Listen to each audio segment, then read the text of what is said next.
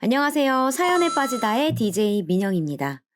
오늘 사연은요, 70대 여성분께서 보내주신 사연이에요. 요즘에는 시어머니 눈치보다 며느리 눈치를 더 본다, 이런 말도 있잖아요. 오늘 사연이 딱 이런 경우일 것 같아요. 사연자분 마음고생 정말 많으셨을 것 같은데, 어떤 내용인지 같이 들어볼까요?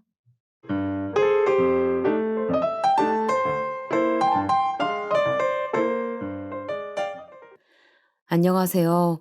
저는 올해로 이제 72이 된 아들 둘에다 손주, 손녀 각각 한 명씩 본 사람이에요. 나이 먹고 갱년기며 뭐며 여자로 산다는 게 참 쉽지 않은데요. 자식들 좀 키워서 편히 살아보려고 했더니 어째 젊은 날보다 더 버겁고 지치네요. 차라리 내가 젊기라도 했다면 그런 혈기에 맞서서 잘 싸워 남을 수 있을까 싶기도 하고요.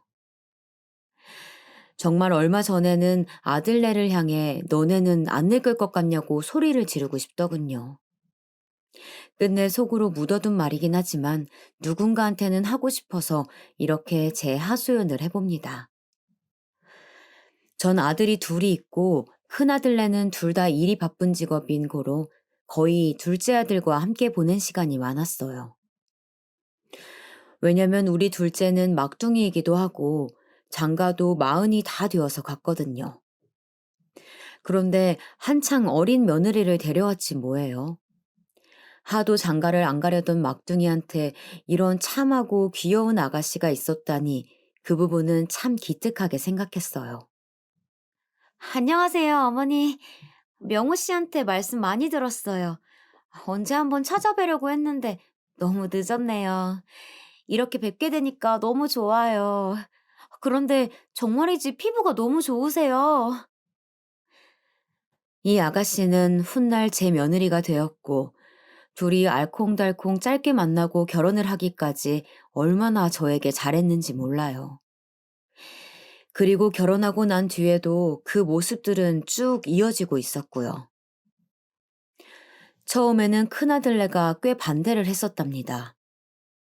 정작 우리 막둥이 애미 애비인 우리 남편과 저는 별 얘기를 안 했는데 대뜸 큰아들이랑 큰 며느리가 이 며느리를 드리는 것을 반대하길래 좀 당황했었어요. 이후론 어쩔 수 없이 수락을 했지만요. 아니, 엄마, 그 명호 여자친구라던 아가씨 말이야. 엄마한테 아무리 그래도 말을 너무 편하게 하던데? 시어머니한테 엄마가 대체 뭐야? 엄마가 그렇게 부르라고 했어? 이거 뭔 족보가 꼬이는 것도 아니고 대체 왜 그렇게 불러야 하는데? 사실 아닌 게 아니라 저에게는 막둥이인 아들보다 더 어리게 느껴졌던 그 아가씨는 저에게 한창 애교 섞인 목소리로 편하게 호칭을 하곤 했어요. 뭐 요즘 신세대 고부관계는 그렇게 엄마와 딸처럼 지낸다고 저도 TV에서 보기도 했었고요. 그게 그렇게 듣기 싫지만도 않았었거든요. 헌데 늘 깍듯하게 지내오던 큰며느리는 그걸 썩 좋지 않게 보더군요. 어머니, 아무리 그래도 그렇지 적당한 선을 지키는 게 좋지 않을까요? 저나 이 사람이 고지식한 게 아니고요. 사실 제 주변에도 시어머니랑 그렇게 호칭하는 애들이 있어요. 그런데 말을 안 해서 그렇지 나중에는 너무 허물없이 말도 편해지고 좀 그러더라고요. 나중엔 어른들이 하고 싶은 말 있어도 눈치 보면서 못 하시기도 하고요. 그리고 그 아가씨 그것만 거슬리는 게 아니에요. 평소 저랑 썩 대화를 많이 하는 편도 아니었던 큰며느리가 이렇게 열변을 토해놓으니 저도 좀 의외라서 귀를 열어두게 되었는데요. 아무래도 저 역시 거슬렸던 부분에 대해 슬쩍 지적을 하더라고요.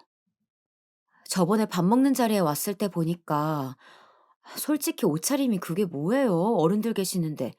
그리고 저와 이 사람도 있는데 말이에요. 무슨 대학생들 놀러 가는 차림새도 아니고 그렇게 짧은 옷을 입고 와서는 서방님한테 떽떽거리고 말이에요. 하나를 보면 열을 안다고. 그리고 그나마 이 집에서 그 또래랑 비슷한 제가 정확히 보는 거라고 생각해요, 어머니.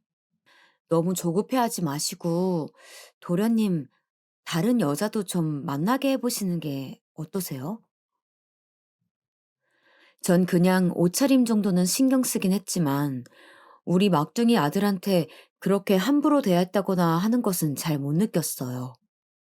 당연히 둘이 나이 차이는 좀 나고 그러다 보니 애교 부리면서 그런 게 아닌가 싶었거든요. 몇 가지는 큰아들네 부부가 좀 예민하게 지적한 거라고 생각을 했어요. 결론은 당사자인 막둥이 아들이 그렇게 저 아가씨가 좋다는데 제가 어떻게 반대를 하겠나요?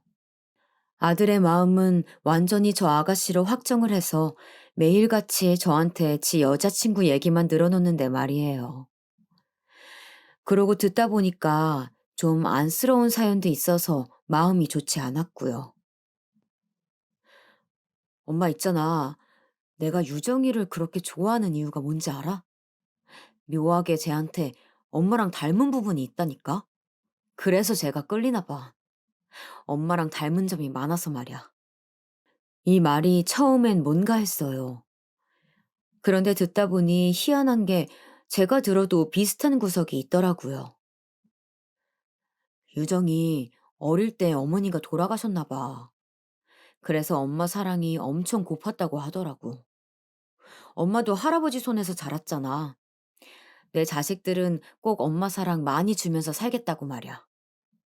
그리고 자식들 늙는 거 같이 보겠다고, 건강히 잘 살겠다고 맨날 입버릇처럼 말하잖아. 글쎄 유정이도 똑같더라니까? 이 얘기처럼 저는 어릴 때 우리 어머니가 일찍 돌아가셨거든요.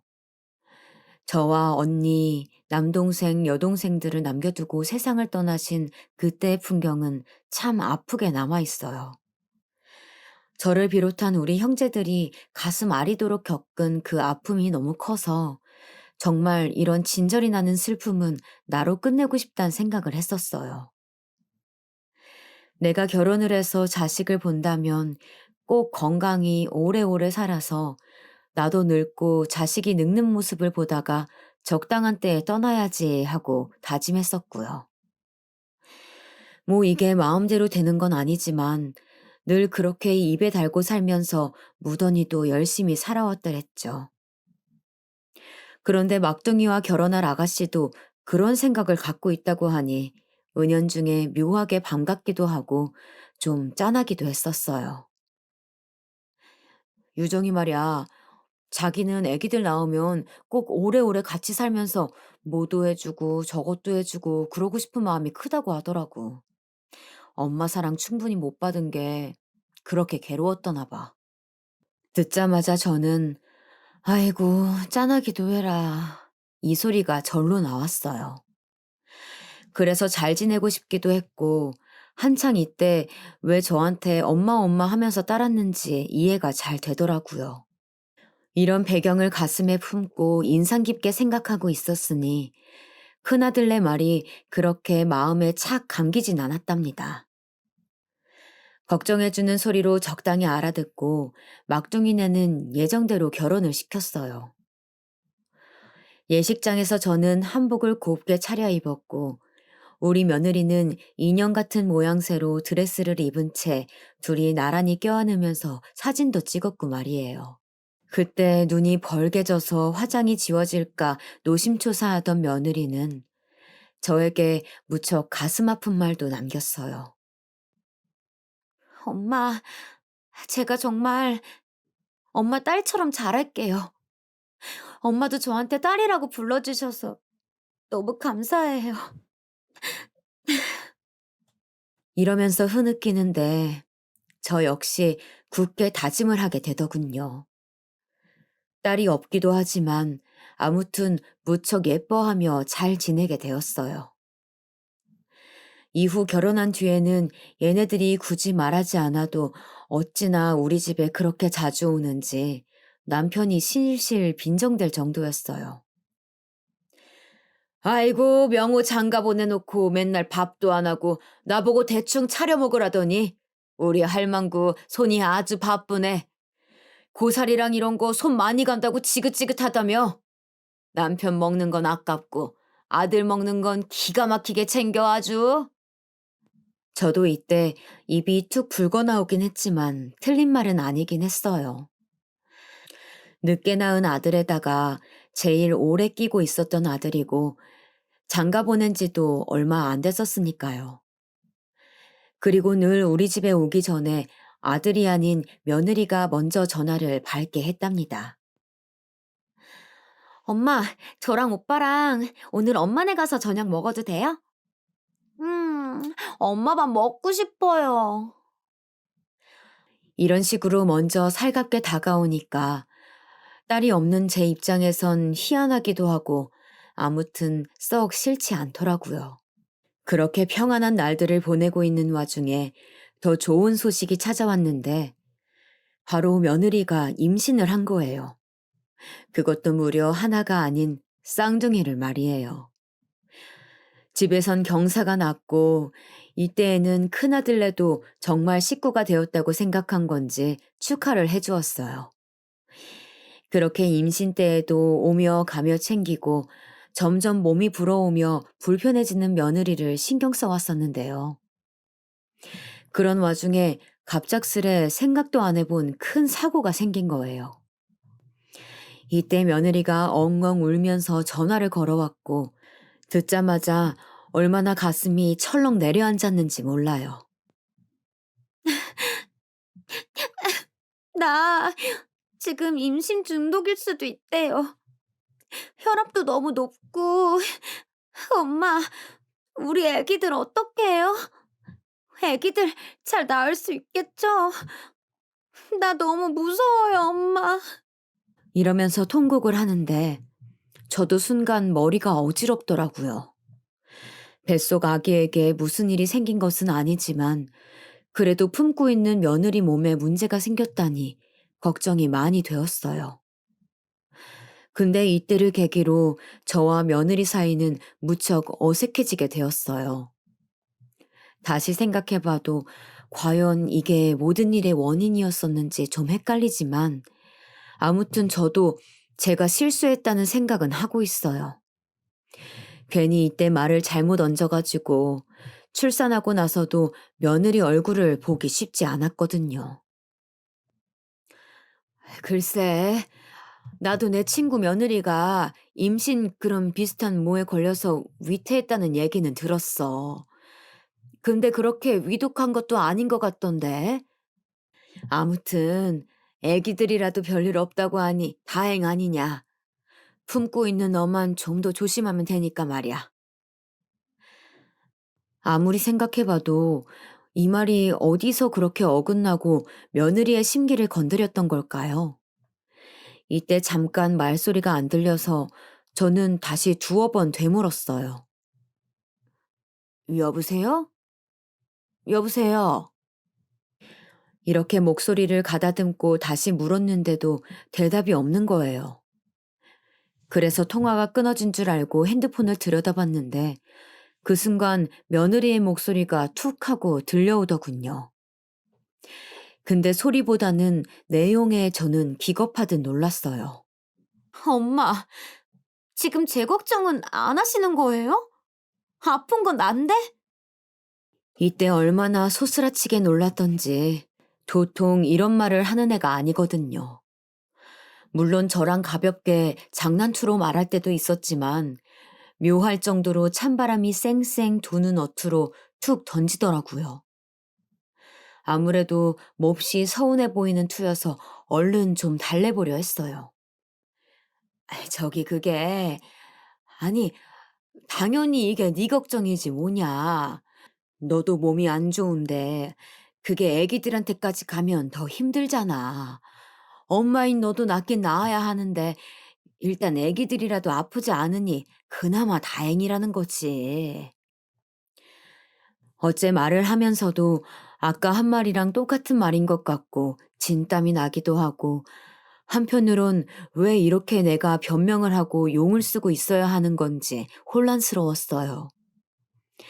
하지만 이런 생각을 더 할 수도 없게 며느리의 반응에 완전히 온 정신이 집중되어 더 쩔쩔매게 되는 거예요. 엄마, 어떻게 그게 제 걱정이에요? 애기들은 안 아파서 다행이고 너는 너대로 알아서 해라 이거예요? 엄마 어떻게 그렇게 생각하고 말할 수가 있어요? 엄마 진짜 실망이에요.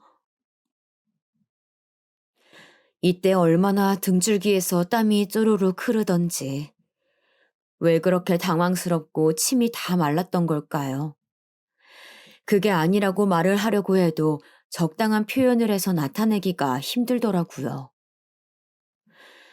그 뒤로 저와 며느리는 묘하게 서먹서먹해졌고 그렇게 전화도 매번 하던 며느리는 왕래를 갑자기 확 줄이는 거예요.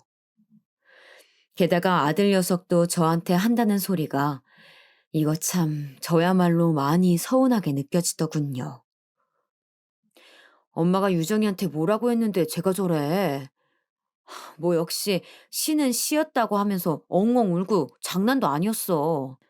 나도 자세히는 모르겠지만 유정이가 아프다는 소리에 뱃속 애기들은 안 아프니까 다행이라고 했다며. 뉘앙스는 알지만 듣는 임산부는 속상했나 봐. 아, 나도 머리가 복잡하네 엄마. 이렇게 저와 며느리 사이에 금이 조금씩 가기 시작하면서 어찌할 바를 모르게 되었고 누군가한테 차마 상담해서 뭐라고 말하기도 애매한 상황이 되어버린 거예요.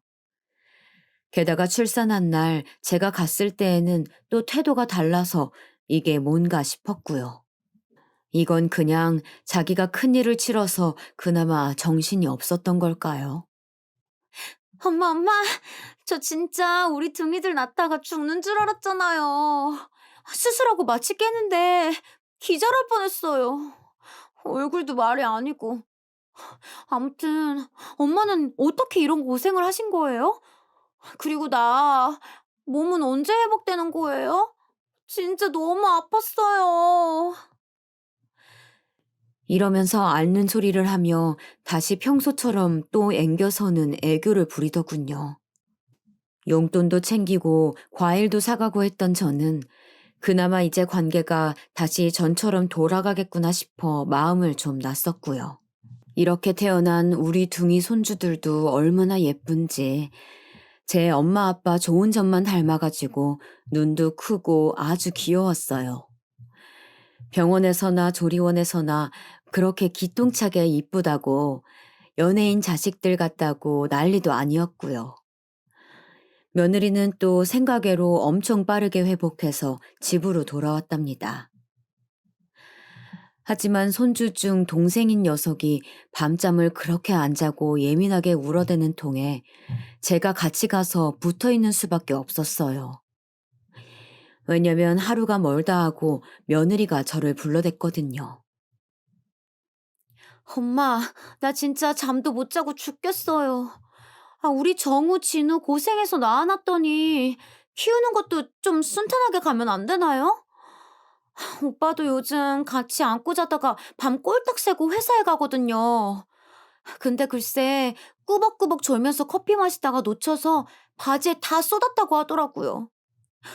아무래도 도우미 아줌마를 써야겠어요. 이런 말까지 나오고 있으니 아무래도 제가 가서 돌봐야겠더라고요. 왜냐면 제 친구도 아들네에 도우미 아줌마를 쓰는데 생각보다 비용이 아주 많이 드는 거예요. 아침에 갔다가 저녁에 오는 데만도 300 넘게 준다고 하는데 얘네 둘 집도 작고 애기도 둘인데 생활비며 뭐며 갈 길이 멀거든요. 차라리 그 돈 아꼈다가 그냥 저들 생활비나 집값에 보탰음 해서 제가 얼른 움직이게 되었어요. 하지만 저도 좀 후회가 되는 게 이 무렵 남편 건강이 썩 좋지 않았거든요.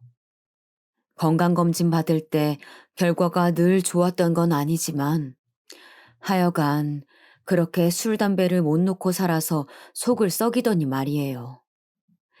나이 들어서도 저 고생시키려는 건지 여러모로 앓는 소리를 하고 손이 많이 갔었어요. 그래도 평생을 남편과 자식 뒷바라지하며 살았고 있는 밥 정도 챙겨 먹고 왔다 갔다 하는 것 정도야 본인이 해야 되잖아요.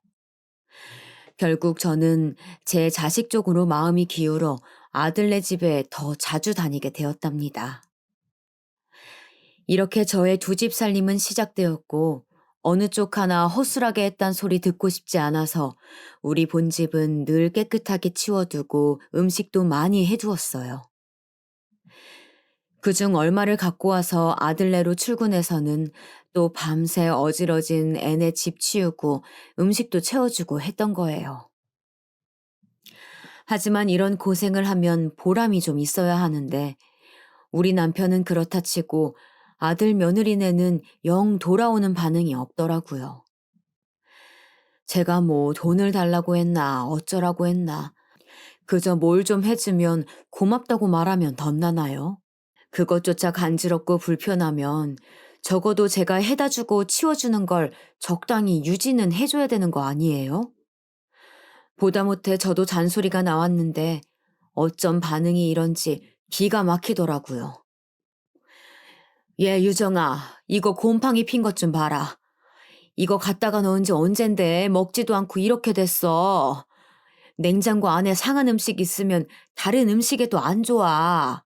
애기들 키우는데 그러면 안 되는 거지. 아니, 저는 반사적으로 놀라서 다시 말을 수정했어요. 아니, 그게 아니라 아무튼 니네도 이런 냉장고 상태로 뭐 먹고 그러면 하여간에 뭐 다 같이 체하고 아프다는 거야. 그러니 좀 치우고 살아라, 어? 며느리는 이때 앉아서 물을 홀짝 들이키고 있었는데 눈썹을 치켜뜨더니 표정이 나빠지는 거예요. 근데 저도 몸이 지치고 피곤해서인지 저런 반응을 못 넘기고 같이 한 소리 하게 되더군요. 엄마, 엄마는 지금 쟤네 맨날 자지러지게 울고 난리치는 거 안 보이세요? 나도 깨끗하게 하고 냉장고 치워두고 살고 싶어요. 근데 지금 제대로 씻지도 못하고 잠도 못 잔다고요. 왜 나한테만 뭐라고 해요? 오빠도 똑같이 이 집에 살고 먹고 사는 사람인데 오빠한테도 좀 뭐라고 해보세요. 제 아무리 육아가 녹록치 않고 힘들다지만 그래도 시어머니인데 이런 말을 막 해도 되는 건가요? 한편으론 이런 말까지 듣고 있는 내가 스스로가 참 어이가 없고 며느리가 순간적으로 너무 미워 보였어요. 얘, 내가 뭐 야단치는 거냐? 내가 집도 치워가면서 음식도 해다 주고 하는데 그 정도 말도 하면 안 되는 거야? 그렇게 피곤하고 힘들다면서 음식도 니들 입맛에 맞는 건 싹 다 먹어치우고 또 해달라는 소리 하면서 냉장고 하나 썩은 음식 치우는 게 그렇게 힘드냐고. 내가 그렇게 못할 말을 했어 지금? 어쩜 그렇게 너는 불만이 많냐? 저도 참지 못하고 그만 이렇게 가타부타 늘어놓게 된 거예요. 그러다 보니 옆에서 애기들이 울던 말던 저와 며느리의 목소리는 점점 커지게 되었고 말의 속도는 또 다다다 붙어버렸어요. 그러고 있으니 토요일에 출근 안 하고 방에서 자고 있던 아들까지 나와보게 된 거고요. 근데 이때 아들도 제 딴에 중재를 하겠다고 시도한 거지만 결국 상황은 더 악화되어 버렸어요. 아, 참, 둘 다 왜들 그러는 거야. 엄마, 됐어요. 기분 풀어요. 유정이 너는 그러지 말고 가서 좀 자.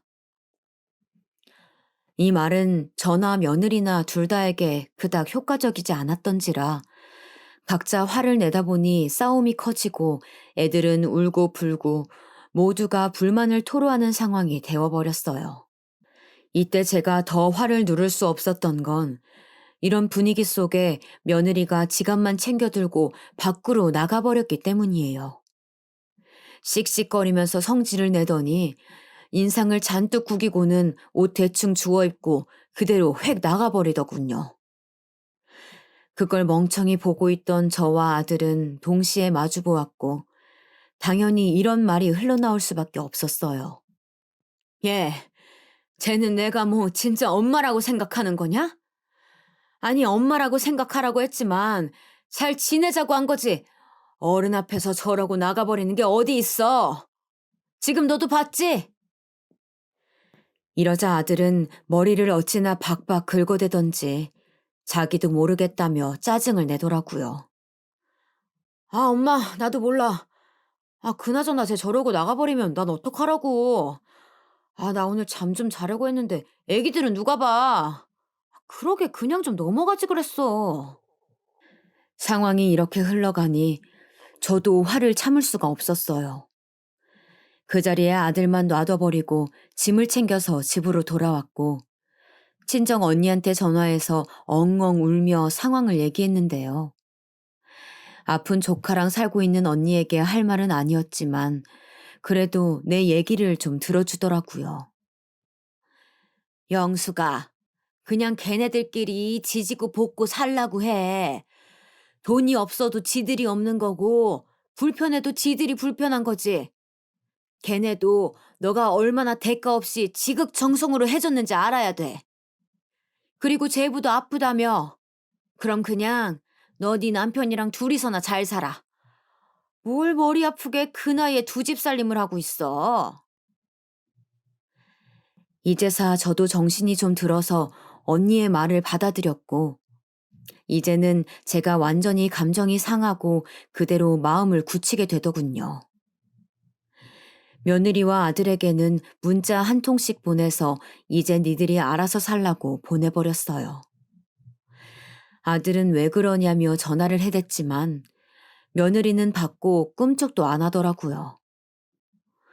내가 정말 엄한 데다가 기력을 쏟아부은 것 같아서 허무하기도 했고, 그렇게 남편이랑 지냈는데요. 원래도 건강이 많이 안 좋긴 했지만, 어째 갈수록 상황이 악화되더군요. 어머, 당신 왜 그래? 많이 아파? 남편은 제가 아무리 불러도 대꾸도 안 하고, 괴로운 듯 웅크리고만 있고, 이런 시간들이 계속되면서 결국 입원하게 되었어요. 그나마 남편이 이런 상황이 되고 나니 큰아들네랑 막둥이네가 좀 들여다보긴 했지만 여전히 둘째 며느리는 연락도 안 하고 오지도 않는 거예요. 그러니 큰며느리가 한 소리를 하고 저도 이때부터 제 귀에 이 말이 좀 들어오긴 하더군요. 어머니, 그러게 제가 동서 좀 별로라고 말씀드렸잖아요. 저도 대충 얘기 듣긴 했는데 뭐 애기 자기 혼자 키우나요? 시어머니가 밥이랑 다 해서 매일 갖다 주고 집도 청소해 주시는데 그렇게 짜증내고 나가는 게 어딨어요? 그래 놓고 아버님 편찮은데 지금까지 와보지도 않는다뇨. 아휴, 진짜 솔직히 저는 서방님 걱정돼요. 저런 와이프랑 순탄하게 잘 살지 말이에요. 저 역시 화가 단단히 나 있었지만 일단 남편 상태가 너무 위태위태한 거라 깊게 신경을 못 썼어요. 그렇게 정말 입원한 지 그리 오래지 않아 상황은 악화되고 자꾸 무서운 경고들만 받게 되다 보니 가족들이 많이 지치게 되더군요. 힘들어서 주저앉아 있는 제 옆을 지켜주는 건 아들들이지 실상적으로 큰며느리도 직장 오가느라 큰 힘이 되진 않았어요.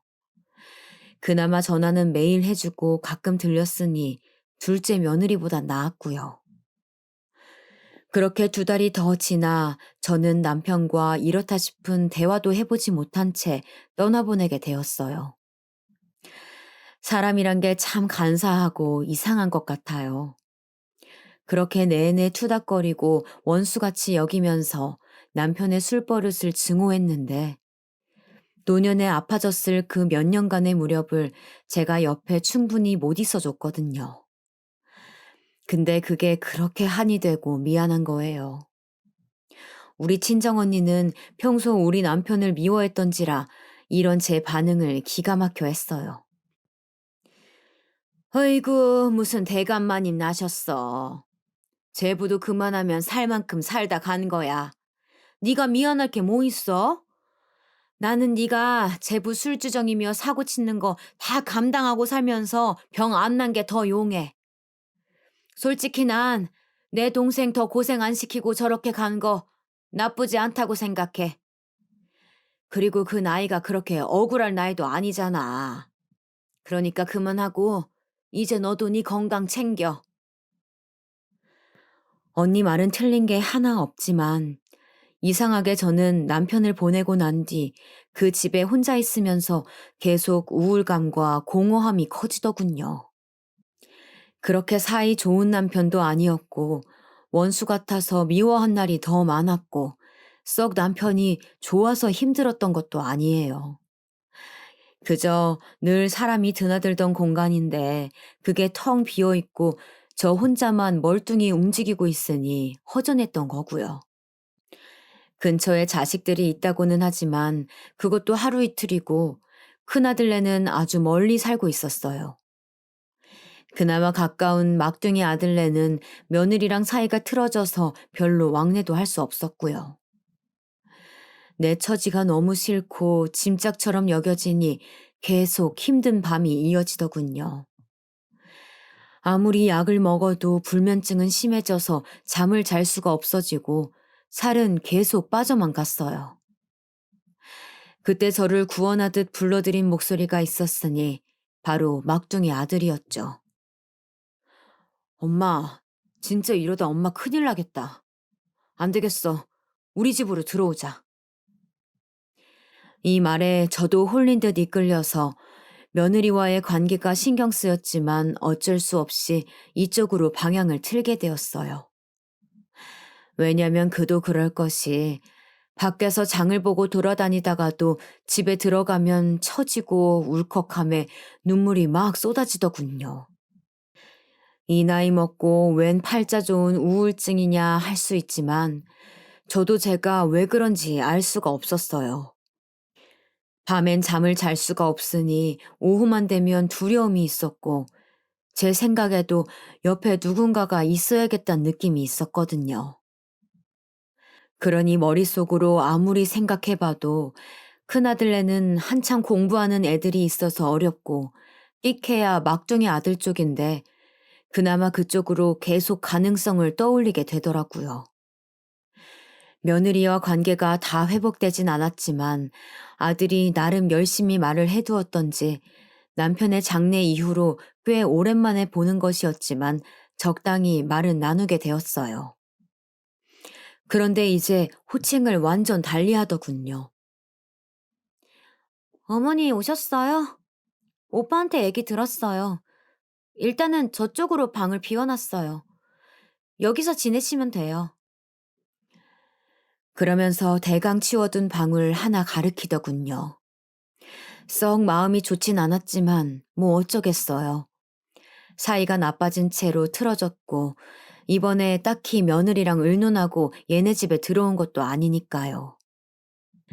아무튼 오랜만에 아들네 집에 들어와 보니 제가 없던 사이에 많은 환경의 변화가 있더군요. 애기들도 좀 컸다고 어린이집에 보내두고 있었고 며느리도 일을 하고 있었어요. 저는 살던 집을 팔고 몸만 들어왔고 어쨌든 식구가 늘어나는 거니 저도 제 몫을 하는 게 좋겠다는 생각이 들었어요. 저기 정우랑 진우 데려오는 건 내가 할 수 있으니까 그건 나한테 맡겨둬라. 니들 둘 다 일하느라 바쁘니까 내가 밥도 해줄 거고 나도 가만히 그냥 있으면 그게 더 힘들어. 그랬더니 며느리는 기다렸다는 듯이 바로 대뜸 답을 하는 거예요. 아, 네. 그럼 그렇게 해주세요. 얘네 어린이집이 바로 요 앞이거든요. 저도 아침에 출근하면서 정신없긴 한데 혹시 출근길에도 데려가 주시면 안 돼요? 저 출근이 8시인데 저 때문에 얘네가 어쩔 수 없이 그 시간에 어린이집에 가 있는 거예요. 원래는 10시까지 가도 되거든요. 애들 너무 일찍 가서 늦게까지 있으니까 불쌍해서요. 이렇게 저에게 아이들 등하원을 둘 다 해달라고 맡기더라고요. 아들이랑 상의된 내용도 아니었는지 나중에 아들이 저한테 뭐라고 하는데 이거 중심을 잘 잡아야겠다 싶었어요. 어찌되었건 전에 나갈 때랑은 달리 저 편하자고 여기 들어왔으니까요. 이러다 둘이 싸우면 진짜 이도저도 아니게 되거든요. 뭐야, 엄마 보고 등원까지 시켜달래? 그건 무조건 자기가 하겠다고 자신하면서 취업한 거야. 이해해주는 직장 만났다고 좋아할 때는 언제고. 나는 얼마 안 된 애기들 어린이집 그렇게 늦게까지 맡기는 것도 마음에 안 들어, 엄마. 솔직히 말을 안 해서 그렇지. 엄마 그렇게 나간 후로 나랑 얘랑 얼마나 많이 싸웠는지 몰라. 자기 힘들다고 돈을 얼마나 물 쓰듯이 쓰는 줄 알아? 아들은 의외로 뭔가 쌓인 게 많았던지 끝도 없이 불만을 풀어내기 시작하는 거예요. 안 그래도 제가 집에 있을 때 둘 다 피곤해 보이기도 하고 대화도 별로 안 하더라고요. 저도 불만이 아직 있긴 하지만 애들 부부 사이 나빠서 좋을 게 하나 없으니 좀 조절을 해야 되겠더군요. 그래서 군말 없이 이야기를 멈추고 저는 그냥 이 상태에서 지내게 되었어요. 여전히 잠을 잘 못 자는 건 비슷하지만 그래도 눈 떠서 집에 인기척이 있고 누군가 있다는 게 좀 안심이 되더군요. 일어난 김에 밥도 하고 애들 깨워서 먹이고 출근도 시킨 다음 손주들과도 놀아주다가 느지막이 어린이집도 보냈었고요. 그렇게 지내는 사이 두어 달이 지났고 며느리는 늘 바빠 보였어요. 근데 어째 제가 이 집에 있어서 그런지 몰라도 늦게 다니는 것 같더라고요. 저기, 오늘 회식이 잡혔는데 안 가면 안 돼서 많이 늦을 것 같아요. 애들 저녁 먹여주시고 씻는 것까지만 해주시면 안 될까요? 제가 어떻게든 들어와서 재우는 건 해볼게요. 그러면서 아침에 갑자기 말을 하는데 뭐라 말하기도 참 그렇더라고요. 저랑 다른 대화는 딱히 하지도 않고 자기 필요할 때 부탁만 하고 말이에요. 점점 며느리는 초반에 마주했던 인상과는 완전히 다른 사람이 되어가고 저를 볼 때에도 눈 한 번 제대로 맞춰주지도 않았어요. 그럴 때마다 저는 속으로 어떻게든 좋게 생각해 보려고 했고 그때 내 마음은 그게 아니었지만 얘는 많이 서운했나 보다 그렇게 여기려고 했답니다. 근데 앞서 말했듯이 저런 부탁으로 시작해서 제가 들어주기 시작하니까 점점 하나씩 더 늘려가는 거예요. 저도 만만찮게 불만이 다시 쌓여가던 와중에 그만 큰 사고가 터지고 말았어요. 이날 저는 병원에 실려갔고 그 와중에도 손주들이 신경 쓰여서 마음은 참 지옥 같았는데요. 사건인 즉슨 폭우가 쏟아지던 날에 제가 유모차를 밀고 가방을 메고 우산을 쓰고 애들을 어린이집으로 보내던 날이었어요. 횡단보도 하나 건너면 끝이긴 한데 어쩜 비가 그렇게도 거세게 내리던지 비닐 덮개를 씌워둔 손주들 유모차에 습기가 다 차서 안이 안 보일 정도더라고요. 그리고 차들도 신호를 무시하고 너무나 쌩쌩거리며 무섭도록 달렸고요. 파란불에 건너는데도 위협적으로 느껴지던 그때 저는 다 건너가던 와중에 그만 미끄러지고 말았어요. 가방 안 젖게 하겠다고 자세를 바꿔서 매려던 차에 그만 뭘 잘못 디뎠나 봐요. 그대로 제가 넘어지면서 애들 유모차도 넘어졌고요. 그나마 정말 가슴을 쓸어내릴 정도로 다행이었던 건 그렇게 맹렬하게 날아들던 차가 빨간불로 넘어갔음에도 불구하고 멈춰줬기 때문이에요.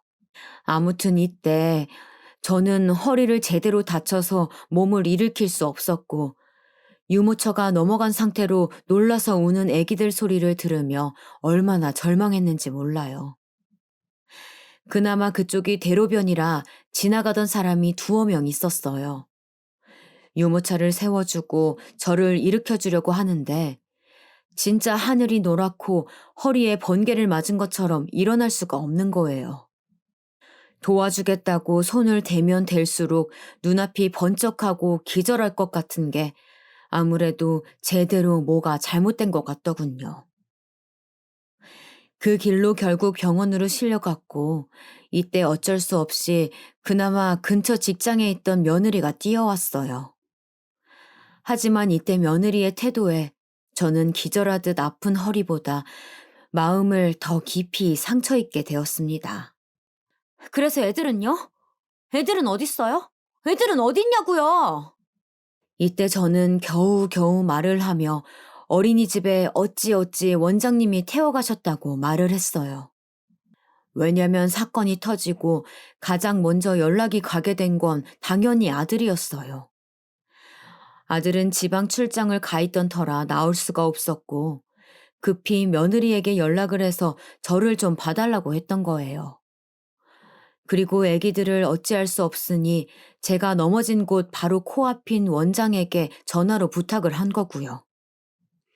얼마지 않아 원장님이 주임 선생님과 함께 나와서 손주들을 데리고 가고 저는 그 모양을 보고서야 병원에 왔거든요. 애들 들어갔어, 어린이집에. 걔네는 보내놨다. 이렇게 겨우 쥐어짜서 말을 하는 저에게 며느리가 던지는 말은 마치 저에게 무슨 복수라도 하는 듯이 들리더군요. 아, 뭐야. 그럼 진작 말을 하셨어야죠. 여기까지 올 게 아니었는데. 저 지금 일하다가 나왔다고요. 바빠 죽겠는데. 어머니 일단 혼자 있으실 수 있으신 거죠? 막 간병인 같은 거 필요한 건 아니시죠? 필요하면 저도 좀 알아보고요. 그리고 오빠 조금 있다가 올라온다고 했어요. 저 들어가 봐도 되는 거죠? 아니, 얘 눈엔 제가 대체 뭐인 거랍니까? 아파서 누워있는 사람 안부는 관심도 없고 제가 지 자식들 데려다 주다 이 꼴이 난 건데 저랑 관련된 얘기는 단 한마디도 꺼내지 않는 거예요. 그렇다고 화낼 기운도 없으니 저는 속으로 끙끙 앓으며 원망스런 눈으로 며느리를 쳐다보기만 했어요. 아무튼 저 갈게요. 애들 하원은 그럼 어떡하지? 맞다. 이러면서 어딘가 전화를 걸더니 바로 전화를 받으면서 가방을 챙겨 들고 나가버리는 거예요. 이 모습을 보는 순간 떠오르는 게 저도 참 이때 아픈 허리인 상태로 몸은 못 쓰면서 머리는 많이 썼나 봐요. 너무 불쾌해서 생각에 생각만 하다 보니 어느새 그 중심이 옛날로 향하게 되는 거예요. 며느리가 임신을 하고 어디가 아프다고 했을 때 시어머니인 제가 지 걱정은 안 하고 애들 걱정만 했다며 뭐라 했었거든요. 그걸 갖고 서운하다고 그때부터 획 돌아서더니 쭉 냉전 상태로 지금까지 오게 된 거니 말이에요. 그게 떠오르면서 얘가 지금 저한테 똑같이 복수를 하나 싶은 거예요. 제가 너무 이때 과민하고 몸이 힘들어서 별 생각을 다 했는지 모르겠지만 복수까진 아닐지 몰라도 좀 한 대 맞은 듯한 느낌이었어요. 나중에 아들이 병원으로 왔는데 그걸 갖고도 또 둘이 어마어마하게 싸운 모양이에요. 제가 퇴원하고 집에 갔을 때 둘의 분위기가 여전히 싸했어요. 그러니 계속해서 눈치를 볼 수밖에요. 정말 쥐죽은 듯이 며칠을 지내다가 또다시 허리가 아파오고 움직일 수가 없어서 진짜 죽겠더군요. 하다 안 되겠어서 오죽하면 제가 그날 큰며느리한테 전화를 했겠나 싶어요. 저기, 큰애야. 나 진짜 몸이 큰일 났나 보다. 병원에서 나올 땐 괜찮을 줄 알았는데 너무 힘들구나. 내가 너한테 이런 부탁을 하면 안 되는데 정말 미안하지만 혹시 김치 좀 있어? 여기 먹을 게 아무것도 없고 내가 챙기긴 해야 되거든. 너 안 바쁠 때 잠깐만 차로 가져다 주면 안 될까? 제 말을 들은 큰며느리는 잠깐 말이 없더니 바로 다시 뭐라 쏟아내는 거예요. 근데 이때 저도 모르게 서러움에 눈물이 났어요. 세상에 어머니, 그 몸을 하시고서 그 집 밥을 차려주시는 거예요? 아니, 동서는 뭐 하는데요? 여기 일하는 엄마가 자기뿐인가요? 저도 우리 애들 수험생이라 진짜 엄청 힘든 때예요. 하지만 직장 다니면서 애들 먹일 건 다 하고 있다고요. 동서는 직장도 근처라면서 애들이며 살림까지 다 어머니한테 맡기는 거예요? 듣다 보니 이렇게 말을 해둔 저도 참 바보 천치 같지만 이 둘째 며느리에 대한 서러움과 미움이 그치질 않더라고요.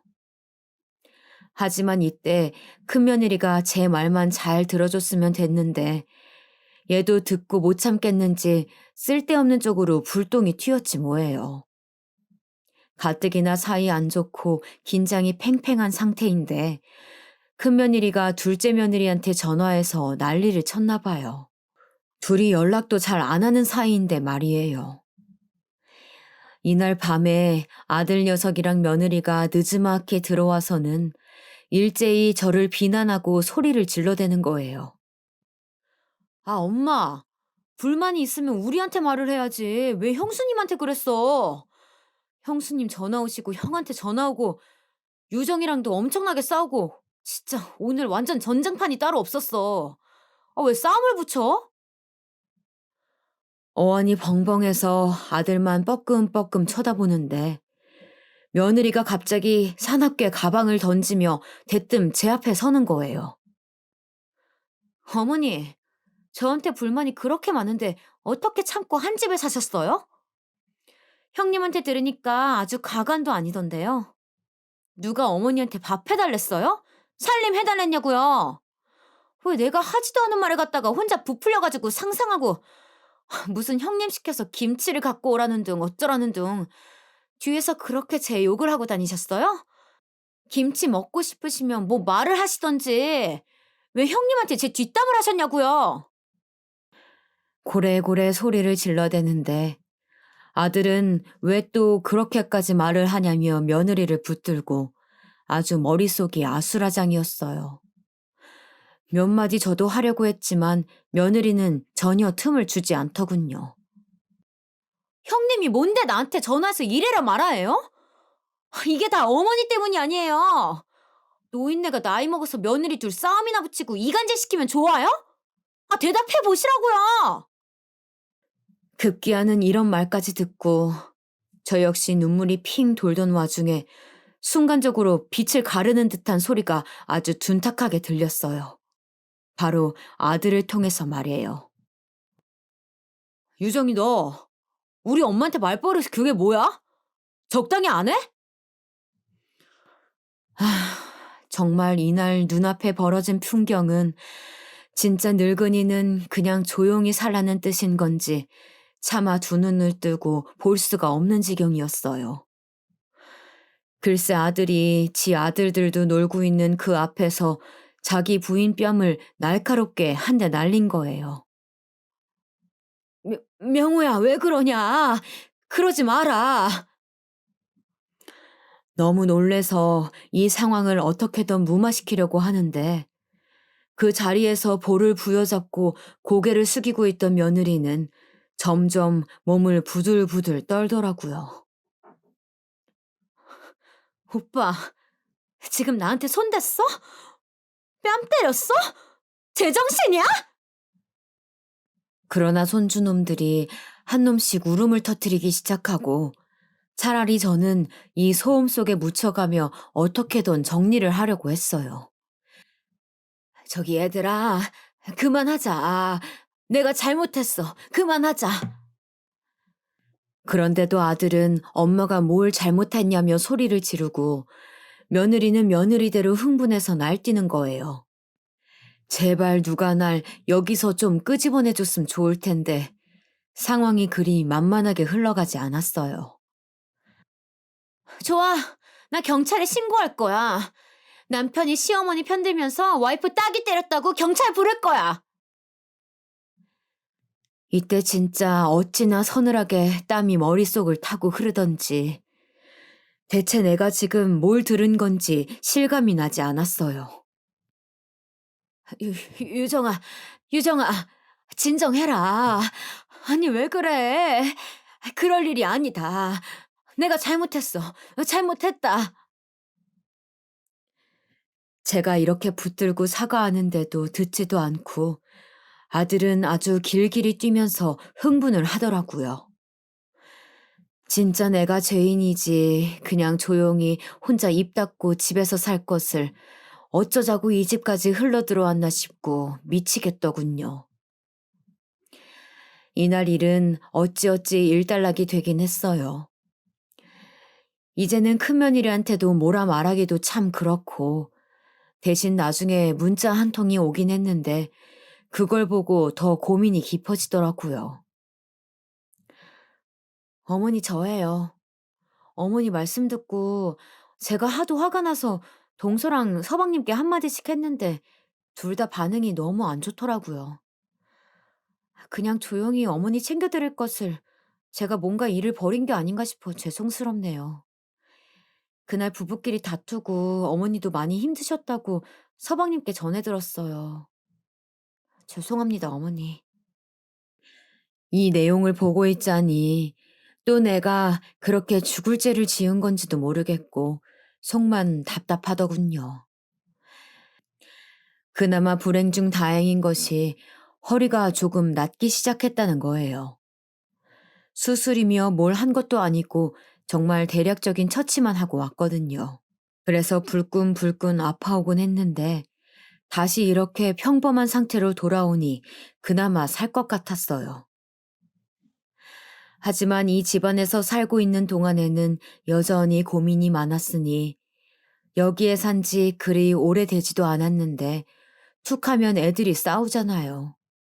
그 꼴을 보고 자라는 손주들을 보니 또 너무 안쓰럽고 여러모로 마음이 불편한 거예요. 그렇다고 다시 홀로 생활을 하자니 엄두도 안 나고 참 여러모로 사면초가이더군요.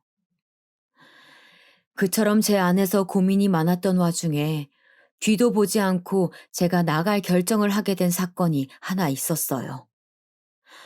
어찌 보면 그동안 늘 좋은 게 좋은 거다, 느긋느긋하게 맞춰가면서 살아왔던 제 모습치고 참 보기 드물게 직접적으로 움직인 날이기도 했어요. 그 일이 일어난 이유는 바로 전화 한 통 때문이었어요. 전 그때 애기들 방에서 빨래를 개고 있었고 손주 녀석들을 겨우겨우 재워서 숨을 돌리고 있던 때였는데요.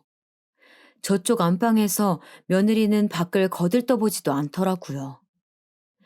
이미 저는 많은 생각을 하고 있었고, 진짜 이대로 내가 계속 숨머질 때까지 살아야 할지 속이 복잡한 상태긴 했어요. 헌데 이날 어쩌다 보니 안방 앞쪽에 빨래 건조대가 있어서 그걸 더 걷어오려던 차에 안에서 대화하는 며느리의 목소리를 듣게 된 거예요. 이날은 주말이었지만 아들이 지방 출장이라 집을 비운 상태였거든요. 저랑 단둘이 애들과 있는데도 밥 먹을 때 말고는 나오지도 않는 게 괘씸하기도 했지만 어쨌건 쥐죽은 듯이 있었던 때였는데요. 친구인지 누구랑 통화를 하는데 대화 내용이 진짜 기가 막히더라고요. 행여나 뭐 누가 들을 거라고 생각도 안 하는 것 같아서 더 무시당한 기분이었어요. 나도 그래서 완전 짜증나. 우리 어머니는 진짜 염치도 없어. 그렇게 삐져가지고 나가버릴 땐 언제고, 아버님 돌아가셨을 때나 어땠을 때나 그렇게 도리를 따진다니까?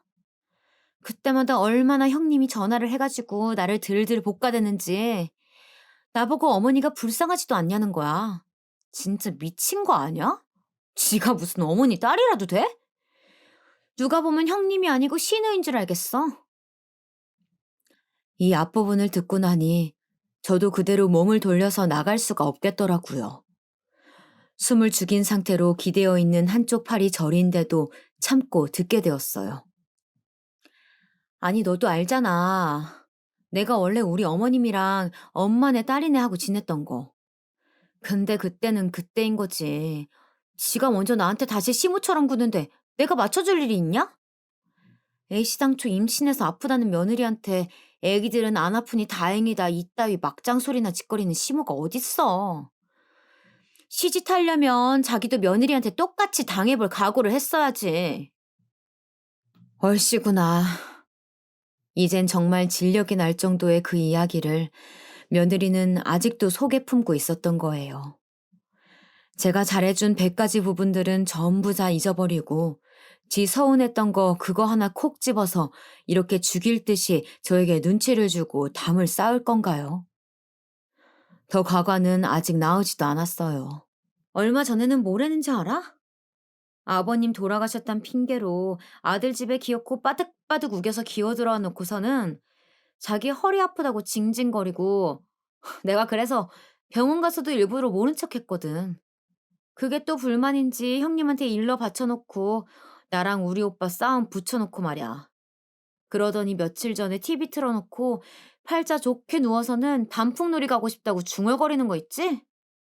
저는 이때 내가 언제 이런 말을 했나 싶어 소름이 확 끼쳐오르면서 생각을 해보는데 정말 한 며칠 전쯤 밥 해놓고 잠깐 누워 TV를 보다가 그랬던 것 같기도 한 거예요. 아니, 근데 그게 그렇게 잘못한 일인가요? 뒤이어 이어지는 말을 듣고 그만 저는 빨래 건조대를 한쪽으로 툭 밀치고 안방문을 냅다 열어버렸어요. 돈은 어디 먹고 죽을 만큼도 없어가지고 아들네 집으로 기어 들어온 주제에 며느리까지 돈 번다고 먹여 살려주면 고마운 줄 알아야지. 저게 무슨 개팔자도 아니고. 고마운 것도 모르고 단풍놀이 어쩌고 하고 있어, 진짜. 저러다가 또 징징거리면서 본인 아들한테 나가자고 단풍놀이 못한 게 한이라고 여기저기 일러바치는 거 아닌가 몰라. 아, 진짜 짜증나는 게, 나 지금 방도 더워 죽겠는데 어머니가 자꾸 밖에서 부산스럽게 돌아다녀서 나가지도 못하고 있잖아. 아, 본인이나 좀 방에 콕 박혀서 숨도 쉬지 말고 조용히 있던, 어, 어머. 씩씩거리면서 문을 열어젖힌 저를 본 며느리는 그제서 핸드폰 버튼을 과격하게 눌러대면서 전화를 끊어버리더군요. 너, 내가 이 집에 있는데도 그런 소리를 할 수가 있냐? 정말 그게 진짜 네 마음인 거야? 며느리는 그다지 죄송해 보이지도 않고 그냥 다 귀찮단 얼굴로 서 있더니 다다다 몰아붙이는 저에게 외려 짜증스럽게 말하더라고요. 아니, 뭐 그렇게 엿듣고 계세요? 제가 뭐 어머니한테 들으라고 말했나요? 뭐야? 너 내가 그렇게 우습냐? 집에 어른이 있는데도 그따위로 말을 할 정도면 내가 우스워? 아, 참. 뭘 또 말을 그렇게 하세요, 진짜. 이러면서 인상을 찌푸리는 며느리를 보는데 방 안에서 울면서 손주들이 나오길 시작하는 거예요. 참 어이가 없었던 것은 지 자식들이 나와서 저러고 있는데도 늘상 제가 반사적으로 가서 애들을 안아주고 챙겼던 것 때문일까요? 엄마가 돼가지고 애들을 안아 올리거나 달릴 생각은 안 하는 거예요. 그래 놓고 뭐라는지 아세요? 그 말에 저는 두 손 두 발 다 들고 제 짐가방을 우겨 안고 밖으로 나와버렸답니다. 아, 진짜. 애들 울잖아요. 애들 좀 어떻게 해주세요. 머리카락이나 똘똘 말아가면서 저 따위로 말하는 애의 말을 제가 더 들어줄 필요가 있을까요?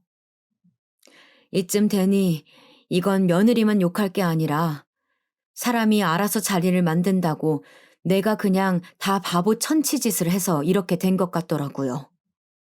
그리고 갈 데가 없어 일단은 아들에게 갔는데 어찌나 기가 막혔던지 근처에 작은 호텔을 잡아주더군요. 당장 엄마 모실 데가 여기밖에 없네. 근데 진짜 유정이가 그랬어? 내가 상상은 안 가는 게 아니지만. 아, 어떡하면 좋냐, 이제.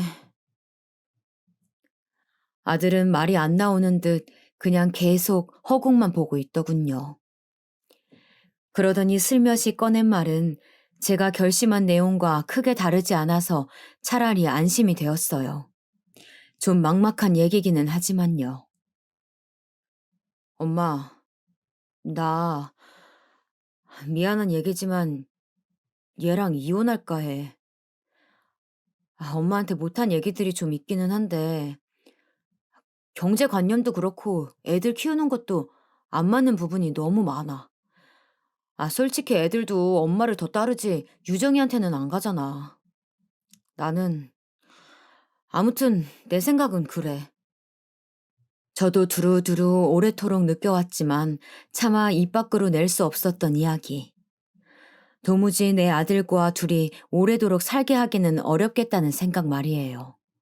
며칠 고민하던 중 아들과도 뜻이 맞아서 저녁쯤 집에 들어가서 며느리와 마주 앉았어요. 아들이 이혼 얘기를 어렵사리 곤란한 얼굴로 꺼냈는데 며느리는 코웃음을 치더군요. 자기도 바라던 바라나요? 나도 이렇게 엄마 편 들고 징징거리는 징징이는 필요 없어. 맨날 쪼르르 달려가서 일러 바치고. 이젠 엄마 치마폭에 숨어가지고 이혼? 너무 웃긴다. 근데 그거는 확실히 해라. 애는 오빠 네가 알아서 키워. 내가 낳아주기까지 했는데 나한테 싱글맘으로 쌍둥이 업고 살아가라고? 그건 진짜 미친 거지. 그거 확실히 답 안 하면 나 이혼 안 해줘. 정말 온 머리가 얼얼한 상태여서 아들은 몇 번이나 성질을 냈다가 다스렸다가 하면서 그렇게 둘이 얘기를 맞춰가는 와중에 저는 이대로 얘기가 끝나면 분해서 못 살 것 같더라고요. 가방에서 종이 한 장을 꺼내어 며느리 앞에 내밀었어요. 얘기 중에 미안하다만 너 이것 좀 읽어봐라. 내가 그때 네가 네 친구인가 뭔가랑 짓거린 내용 듣고 아직도 가슴이 답답해서 잠을 잘 수가 없어. 뭐? 먹고 죽을 것도 없다고? 이거 봐봐. 이거 똑바로 보라고. 며느리는 눈에 불을 켜고 저를 노려보더니 제가 내민 유언장 쪽을 슬쩍 쳐다보더군요. 빈정거리는 얼굴로 읽어내리던 며느리는 참 너무나도 알긴 쉬운 단계로 표정이 슬슬 변하더군요. 아, 아니 이게 이럴 수가. 이러면서 한참 기가 팍 죽어버린 얼굴로 눈치를 왔다 갔다 살피면서 끝내는 저를 아주 뚫어져라 쳐다보는 거예요. 그 안에는 이런 내용이 있었어요. 원래 본가였던 집 부근에 꼬마 건물이 두 채가 있고 지방에 작은 세컨하우스가 있다고요. 이걸 각각 아들네에게 나눠주겠다고 남편과 상의했던 내용이 있었거든요. 너 완전 나를 돈도 없는 뒷방 늙은이 취급했지? 나는 있잖아. 그날 너랑 다투고 집을 나오고 엄한 호텔 가면서 자던 중에 몇 번이나 경기를 했다. 내가 정말 일말의 재산도 없고 버틸 돈도 없었다면 어떻겠을까? 얼마나 더 비참하게 바닥으로 내려앉았을까 하고 말이야. 너야말로 이 집 어떻게 해서든 쪼개서 돈 달라고 악을 쓰는 애가 나한테 돈이 있네 없네 비웃을 일이냐? 시집 올 때 돈 없다고 갖은 애교를 부릴 땐 언제고 받아주니까 이 집이나 네 신랑 돈이 네 돈인 줄 알아? 그리고 그걸 갖고 시애미를 어떻게 그렇게 무시하고 부려먹어? 정말 전에 없이 저는 와악거리며 제 속에 있는 소리를 털어놓고 말하는 동안에도 어찌나 눈물이 나는지 그 뒤에는 더 이어가지도 못했어요. 아무튼 그렇게 집을 나와버렸고 아들은 완강하게 이혼 의사를 밝히고 소송을 가냐 마냐 하고 있어요. 괘씸한 며느리는 무슨 이제사 자기가 속이 좁았네 하면서 바짝 엎드리는데 제가 미쳤다고 그거 받아주려고 유언장을 보여줬겠나요? 어떻게든 저도 골탕이라는 걸 먹이고 싶어서 너 아주 큰 실수한 거다라고 보여준 거예요. 며느리 하나가 떨어져 나가는 게 속 시원하면서도 아들과 손자를 생각하면 저도 죽을 맛이긴 하지만 그나마 아들 뜻이 저와 같아서 다행이라고 생각해요. 바닥에서부터 다시 시작해보려고 합니다. 제 이야기 들어주셔서 감사합니다.